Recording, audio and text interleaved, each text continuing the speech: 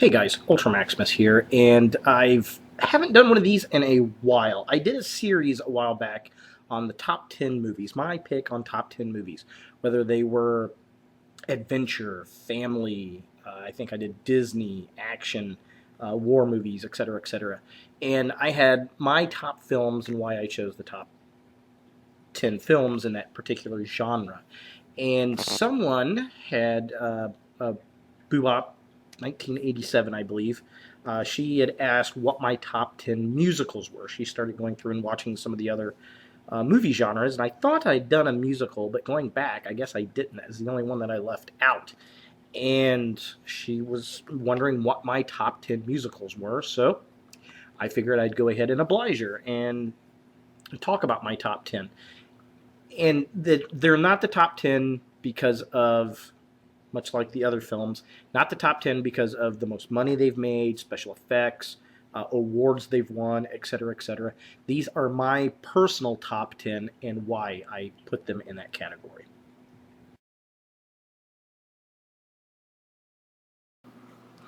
All right, at number 10, I'm going to have to go with The Sound of Music. I used to watch this all the time on the Disney Channel. This is probably the quintessential musical. When you think musicals, this is what you think of. It was directed by Robert Weiss, stars Julie Andrews and Christopher Plummer, and it is the epitome of musical. It's based on, or the story itself is about the woman, Julie Andrews' character. She leaves the Covenant. She's going to become a nurse. She leaves that, and she ends up becoming the governess to a group of children of a naval officer who's a widower, and she basically is taking care of these kids out in the mountains, and it's just classic musical. No ifs, ands, or buts about it. People make fun of musicals. People reference musicals. They reference The Sound of Music. It was, I think, made in 1965, and it is still in the top musicals on any charts, absolutely. So that's why it makes the top 10 list for me.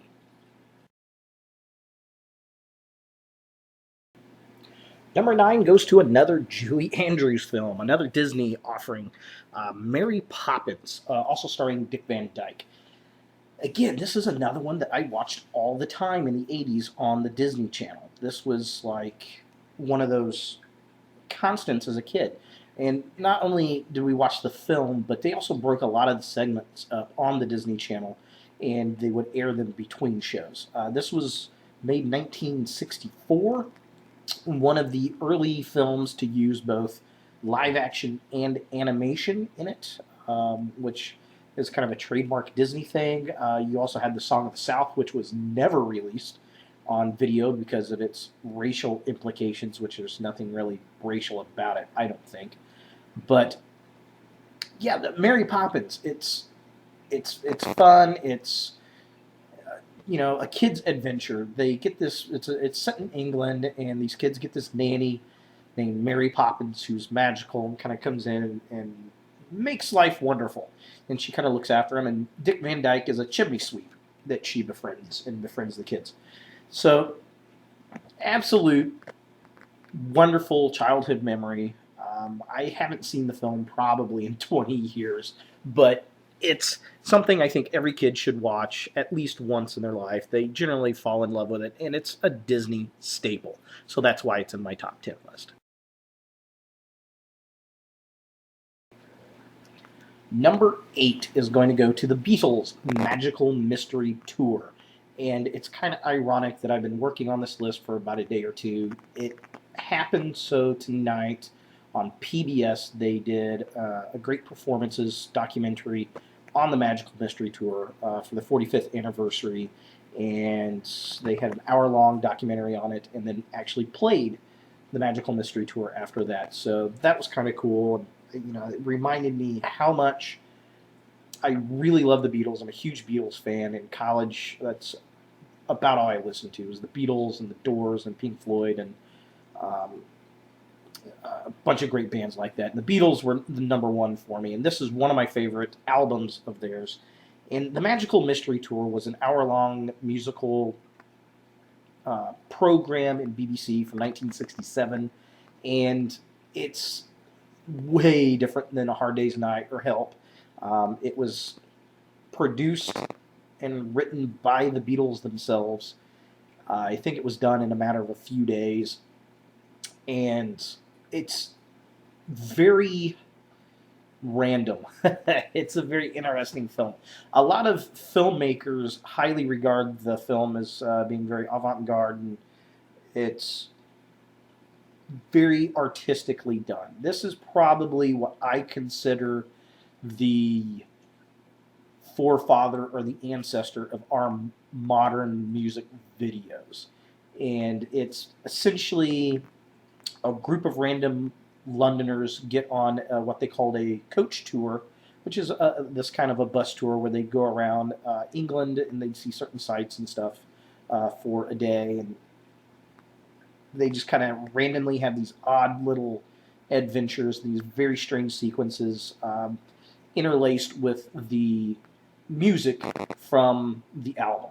And it's an interesting watch. I don't know if I'd watch it all the time. I don't think I've seen it probably in a good 10 years or so. But it just really reminded me of college and some fun times. And it is very much an artistic piece, absolutely. And that's why it makes my top 10 list.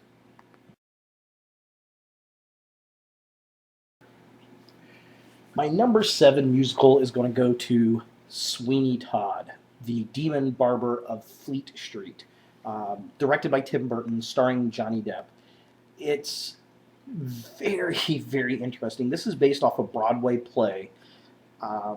Essentially, Sweeney Todd, Johnny Depp's character, otherwise known as is it Benjamin Barker. He sets up a barber shop in London and ends up hooking up with this kind of disturbed, crazy chick played by Helena Bonham Carter, Mrs. Levitt, I think. Levitt or Lovelet, I can't remember exactly which one it is. But anyway, they end up starting killing people, and it's a very dark and twisted little movie. Johnny Depp does a decent job singing.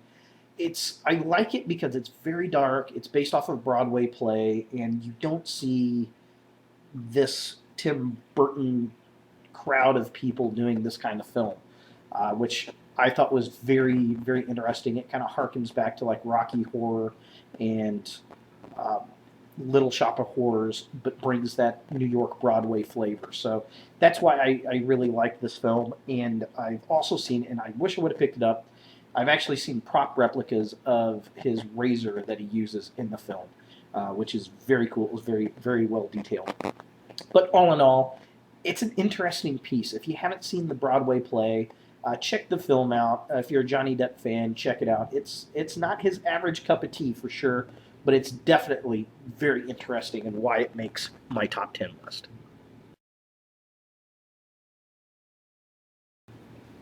Number 6 is going to go to Grease, starring John Travolta and Olivia Newton-John.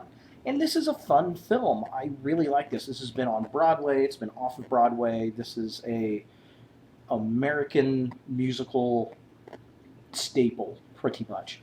It's based in the 50s. A group of greaser kids in a gang called is it the Thunderbirds? Thunderbolts. I can't remember off the top of my head. And then you've got the Pink Ladies, which is the chick group, and Olivia Newton-John kind of gets in with this crowd. She's just moved in, and it's a high school love story between Travolta's character and Newton-John's character. Lots of singing, lots of dancing, and it's not too bad. This was probably one of the first actual musicals that I was introduced to in my younger days. Going to the theater, I saw this at a production here in Indianapolis, and that kind of got me into the whole thing. I had been to plays and operas and musicals. I wasn't much of a fan, and a girlfriend had gotten me into this, and I'd really gotten into the genre through her, and this really kind of kicked it off for me. So um, it's a fun film. I like it. It's got very catchy tunes, and you even hear a lot of them out at bars and weddings and things like that. So that's why it's got to be in the top 10 list.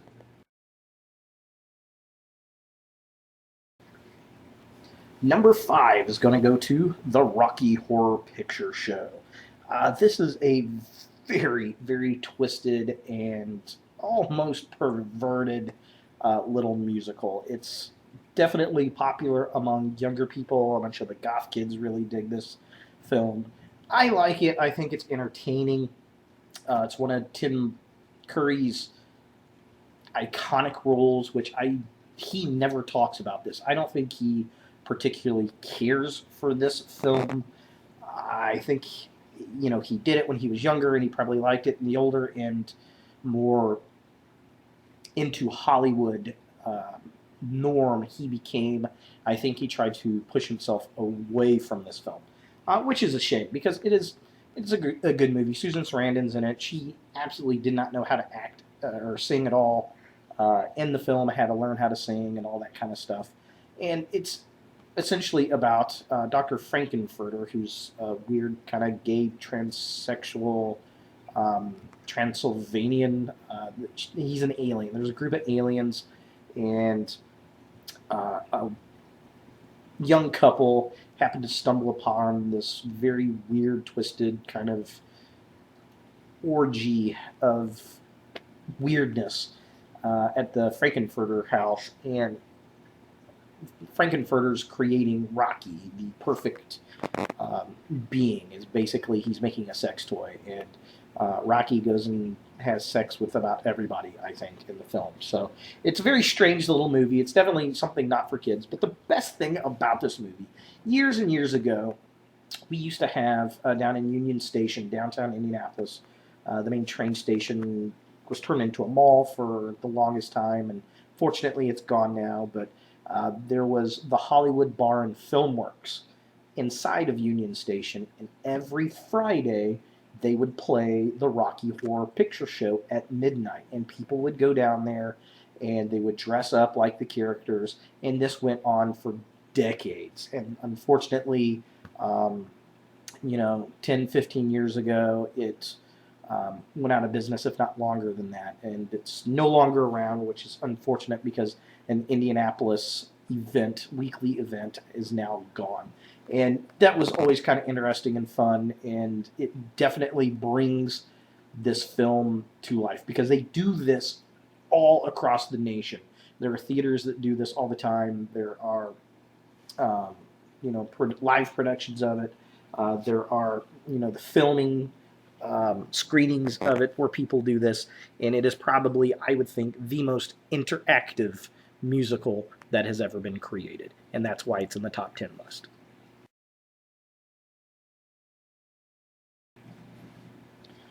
All right, number 4 is going to go to Little Shop of Horrors, and this is kind of an interesting one. I remember this from the 80s. This was something I really liked in the 80s as a kid, and looking back, I still think it's an interesting concept.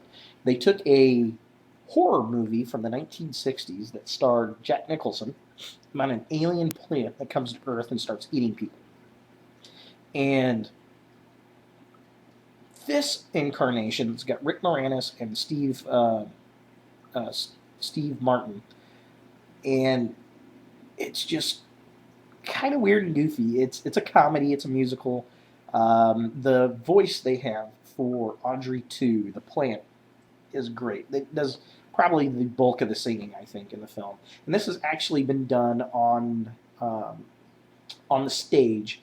There have been, I don't know if there was a Broadway production of this, but I know there were many off-Broadway productions of this. I've seen one here in Indianapolis that was pretty decent. And essentially, it's the same plot. It's an alien plant, comes down. You've got Rick Moranis' character who works in a flower shop. He's trying to get this blonde's attention named Audrey, and he becomes kind of a local celebrity with this weird, crazy plant.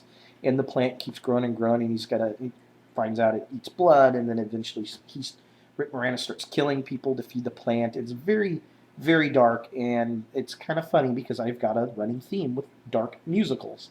I don't know what it is, but this is a highly entertaining film. I really do like it, and I'm really surprised it hasn't been updated yet, to be honest with you. But it's definitely fun. The effects are great for the time period. They still look good. The giant puppet plant, and the music's pretty fun. It's like a cross between Rocky Horror, um, Sweeney Todd, Grease, and uh, man, I don't know. It's just kind of a fun little musical. If you've never seen it, sit down and take a watch. It's definitely interesting and different, and that's why it makes my top 10 list.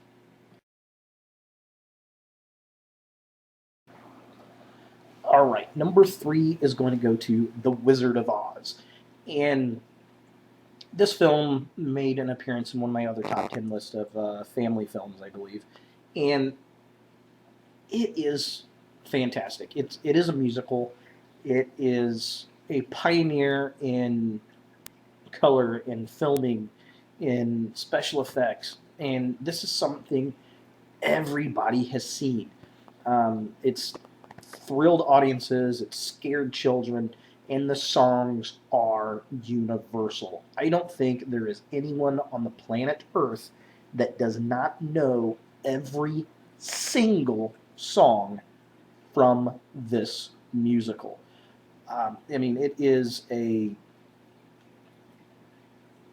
icon. This is an American icon. I can't say anything else other than that. I don't know if I've ever seen this on the stage. I believe I've only seen it in this format. Wicked has been a huge Broadway smash, which is supposed to be the story of the Wicked Witch and how she becomes the Wicked Witch. And I've seen clips here and there of the show. Unfortunately, I had tickets to go see it up in Chicago, and it just did not happen. And I would really love to see the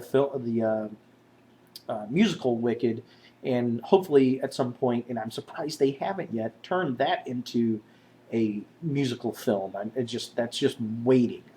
I don't know why that hasn't happened already, but it's going to at some point in time.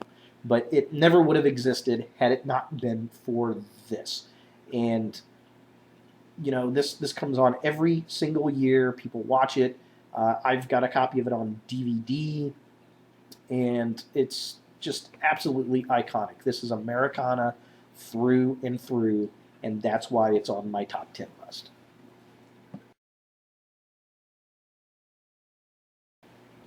My number 2 spot is going to go to The Lion King, and I'm using the Lion King musical poster here, and I'm actually talking about the cartoon film. I did get the chance to see The Lion King on stage down at Epcot many years ago, but it's basically the same story. We've got this little lion cub that's kind of trying to find his way in life, and he meets his two friends, and this is just another classic Disney story with iconic Disney songs. This is another one that has so many songs in it that everybody knows. Hakuna Matata. Who doesn't know that? And it seems like this has been around forever, but it's only been around probably 20 years or so. The 90s, I believe this came out. Um, it's just, I loved it when it first came out of the theater. Um, they put it in 3D, and it just looks really great. It's a great story.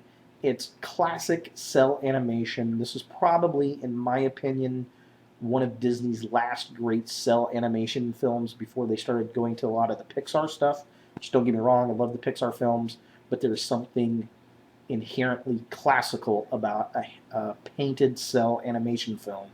And the musical score that goes along with it is pure Disney magic. And that's why it's in the top 10 list.